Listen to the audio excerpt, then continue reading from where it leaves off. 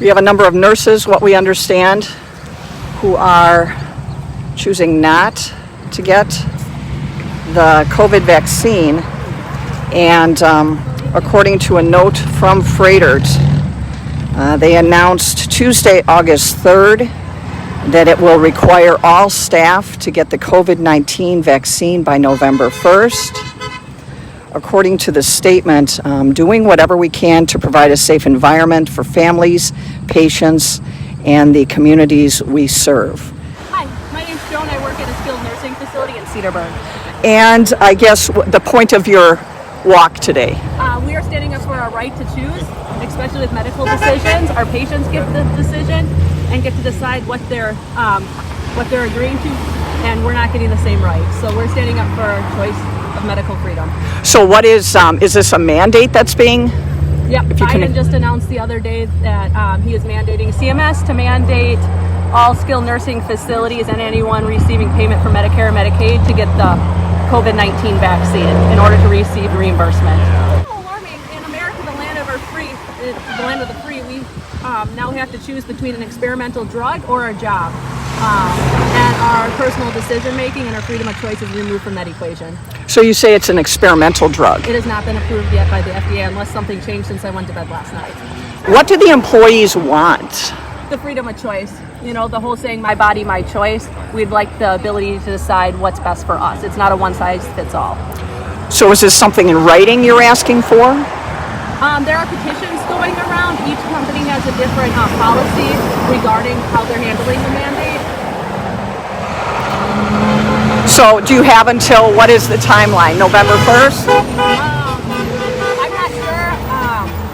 I know September 30th has been a date rolled around. I know Froedtert and Aurora have different dates along with Ascension. The company I work for hasn't put anything out yet, so I know it's a very fluid, ever-changing situation. Have you tried talking to your management?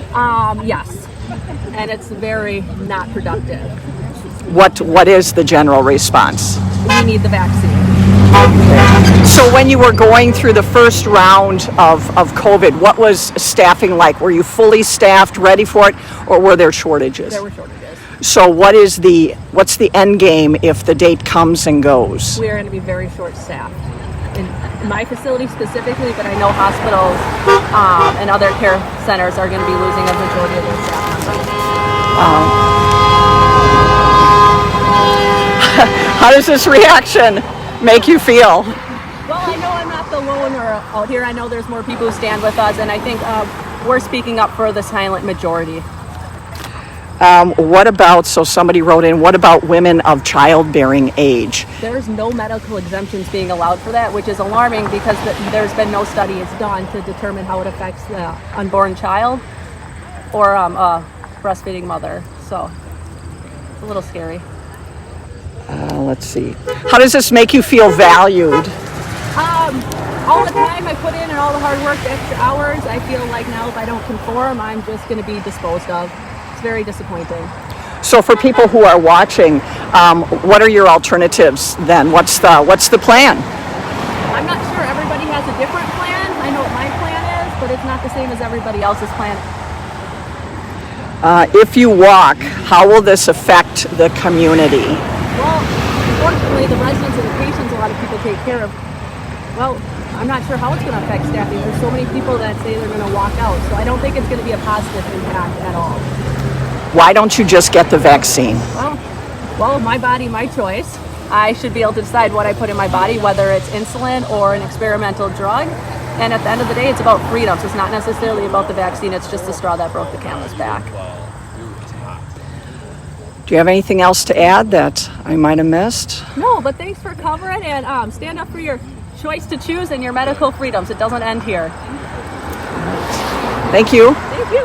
I'm Mike Flanders. Okay, where do you work? I'm actually self-employed, but I'm here on behalf of my girlfriend today. Okay. Supporting healthcare workers, all healthcare workers are out there. All right. This is an unproven, untested vaccine, and the science is not there because even if you're vaccinated, you still can shed the pathogen. Vaccines do not keep you from getting infected. even if you are infected, you will still shed the pathogen.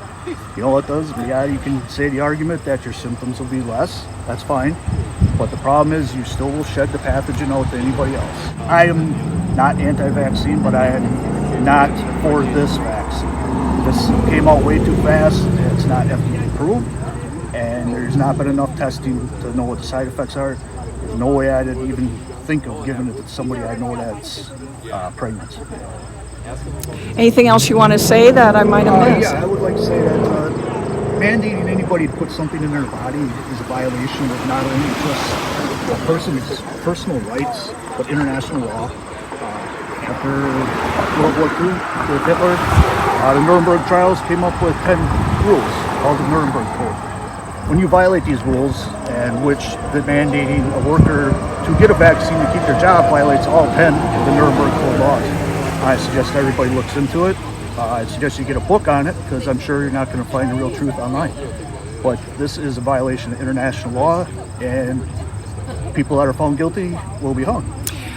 What about the nurses who say that the deadline date comes and they are going to walk? What do you think that's going to do to the medical system? I think it's going to collapse the medical system. I stand behind them nurses. There's a shortage already of staff, of skilled nursing staff, skilled doctors.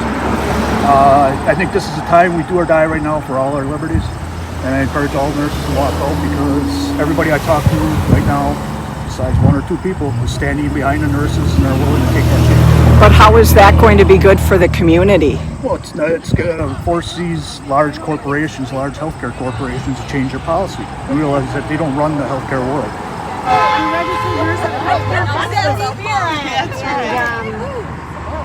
Definitely, it's our freedom of choice whether we should get it or not. They're tying the hands of our facility because we're not going to have any caregivers. We're not going to have nursing care. We're already short because people aren't working now, and all the money that's being doled out by the government right now, it's really difficult to get workers. So we have registered nurses that do what we have to take care of the elderly, and we feel it's our responsibility, so we do it. But what are they going to do if we quit? Can I ask what your employer told you? What did your employer say? As of right now, she's not mandating it, and I don't think she will. So what are you going to do if 7 more facilities have to close because she won't mandate the shot and she won't have workers? Residents are going to have to be placed elsewhere. If we can't care for them, what do you do? So some people are asking, why not just get the vaccine? Because it's our right not to, and it's our freedom of choice, whether we get it or not. We shouldn't be told that either we get it or we're going to be losing our jobs. Do you have questions about the vaccine? I don't think it's been long-standing tested enough. I fear for the young children and the young girls and the young men that they're trying to get to take it, the school-age kids. There's just not enough testing, even with the heart problems in some of the children that are getting it. There's just not enough testing for me to do it. We don't seem to be hearing about some of the things that you're saying. I think it depends on what news you watch, so I think that's a shame too, that all the politics and the news and everything is spewing.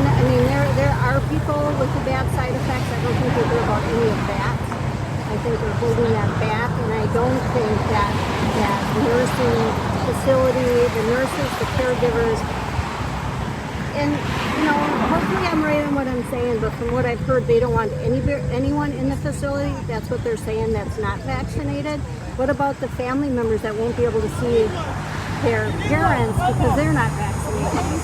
So now is the time to make sure that doesn't happen, because they're also going to have to find placement because the care is not going to be adequate because we'll have no caregivers. We're already short now. So if you refuse, how is that helping the community? I'm standing for the country and our freedom of choice. It was all okay when we were taking care of all the patients, but now all of a sudden they're doing this. So what really respect did they have to begin with?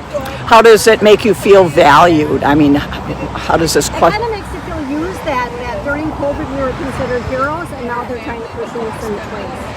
And what does that do for our jobs? And the ones that do not, we feel that we have not only the religious freedom, we have the freedom of choice not to take it, yet we're in the predicament that we could lose our jobs. Anything else you want to add I might have missed? I just think it's really sad, and it's a shame, especially for our elderly. I work in memory care,